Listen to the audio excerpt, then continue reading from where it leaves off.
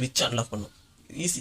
RC வச்சு which unlock பண்ணோன்னே which வந்து அந்த பெக்காவெல்லாம் பார்த்துக்கும். அந்த விச்சோட ஸ்கெலிட்டன். நம்ம என்ன பண்ணுறோம், நம்மளும் கொஞ்சம் ஹெல்ப் பண்ணுறோம் விச்சுக்கு.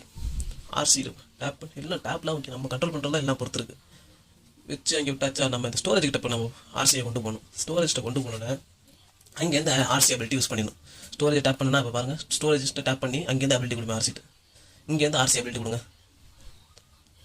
அவ்வளோதான். நீ 3 எழுத்து கிடச்சிடும், இதுவும் கிடச்சிடும். இன்ஃபோர்னட்டாகவும் எடுத்துடலாம். எடுத்தாச்சா, சூப்பர். என்ன ஸ்கெலிட்டன்ஸே பார்த்துக்கணும். நம்ம என்ன ஓரமாக தப்பிச்சு போகணும், அவ்வளோ பிரச்சனை இல்லை. வாடா. என்ன அந்த ஸ்கெலிட்டன் அந்த பெக்காவெல்லாம் அடிச்சுட்டு விடுங்க. நம்ம முன்னாடி போகக்கூடாது, பின்னாடியே இருக்கட்டும். ஆர்சி பின்னாடி எவ்வளோ முடியும் பின்னாடி ஹோல்ட் பேக் பண்ணுவாங்க. ஏன்னா ஆர்சி முன்னாடி போச்சுன்னா அவ்வளோ முடிஞ்சு. பெக்கா 50 பெக்கா இருக்காங்க.